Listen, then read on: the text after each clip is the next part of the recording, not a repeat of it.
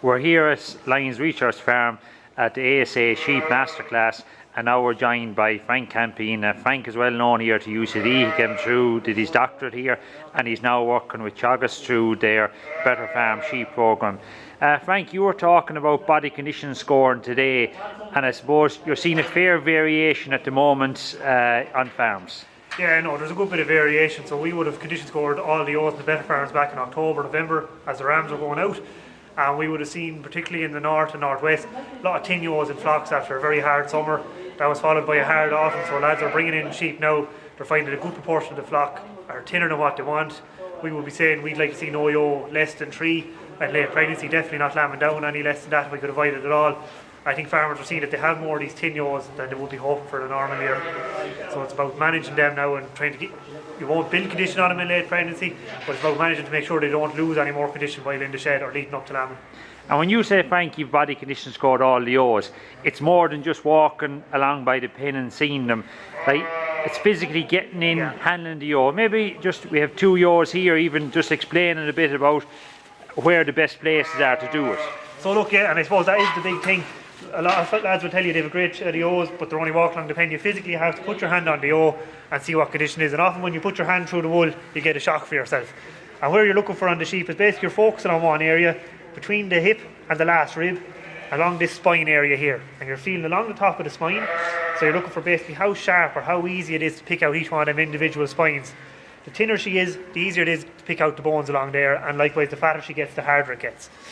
Then what you're looking at is what coming out from her spine bone. She has these horizontal bones, and they're called the transverse process. But what you're looking for here is the same as on the top of the spine. How easy is it to pick them out, or how sharp do they feel to the touch? And then within that, then you're looking at her eye muscle, and her eye muscle basically is this muscle that grows between your spine and the edge of the transverse, and how thick that is. And as the ewe gets fatter, that muscle will build up, and the depth from the top of the spine down to it will get shallower the whole time. And also, on a very thin sheep, you'll notice that when you run your hand along there, you'll actually feel these horizontal bones coming out on a really thin sheep. The final area then is you're looking kind of in under the transverse. So you're running your hand there. So that's giving you a better feel of the transverse. And generally a thinner sheep, you'll get your hand right nearly in under the transverse. The only caveat to that, I suppose, is that a ewe carrying 2, even 3, 4 lambs, as she gets bigger, it's harder to feel it along there, and it can be quite misleading.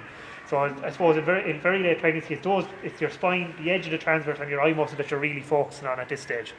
And that ewe there, Frank, that'll be mostly what you're seeing, I suppose, unfortunately, maybe a good bit now this year. Look, that's what the reports we're getting back is of what's coming in. We haven't been out on the Better Farms condition score ourselves yet, but the reports we're getting from lads of scanning is that, yeah, there's more of these in the flocks, in certain flocks than they would have hoped for. But that where ewes were in good condition at mating, they've held their condition reasonably well. Where farms were struggling a little bit for condition in mating, they're finding more of these tin ewes they would have liked, and that seems to, there's a geographical trend to that depending on how bad the weather was. You'd be liking your ewe now at this stage to be somewhere between 3.2 and 3.5 rather than a lot of them ewes that are falling under 3. I suppose all that you can really, I suppose, advise is that farmers act swift. Yeah, exactly. It's about acting swift. Look, exactly. You want your ewe 3.2 to 3.5, so that she does lose a little bit of condition in late pregnancy, she's still 3 or above at lambing. She has a half to 0.6 condition score to burn if she needs it in early lactation to produce milk. Those ewes that are less than that, yeah, you're not going to build it. It's about pulling them out, giving them an extra little bit of feed. Maybe it's a case of taking a tin twin bearing ewe and throwing her in with the triplets, something as simple as that, so that she at least maintains what condition she's on her, that you're not taking any more off her back. And that's, I suppose, maybe going on to these 2 ewes here, just to give an example. That's what you're looking at in a ewe that is in a bit better condition.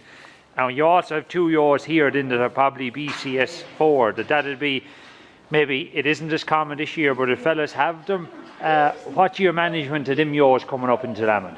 Look, ideally you want most of your ewes sitting in your 3.25, 3.5, that range, that's ideal. From my experience, from what I would have done here, part of my PhD, and from going out to the Better Farms, the amount of ewes you'll have in this 4+ category will be very small. And unless you're getting into a really fat ewe where you nearly can't feel her spine bone at all, I wouldn't be worried. She will come back to join the rest of the flock. She'll probably have a slightly lower feed intake potential, but once she's been managed correctly within the flock, it won't be an issue. It's these thin girls that I'd be more worried about at this stage. And that goes really throughout the year. That generally, particularly your most important time of the year to start condition scoring is about 2 months before the ram goes in. Because you can take action then to get her right for mating, and then it's about managing for the rest of the year. But if you go out at that stage and put your hand on the ewes, you'll generally find that by the time you come to put the ram in, most of your flock will be where you want them to be, but you'll have more thin ewes than over fat ewes, so I never get too concerned about them.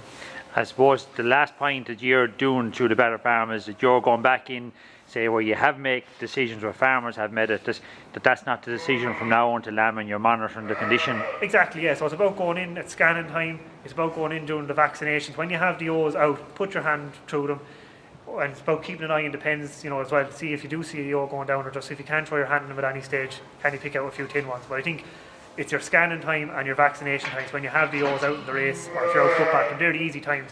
Put your hand through the wool on a good proportion of the ewes and see what way they are. And it's a moving feast. You're going to have to keep an eye on it the whole way in towards lambing. Thanks, Frank. That's a very useful guide to body condition scoring.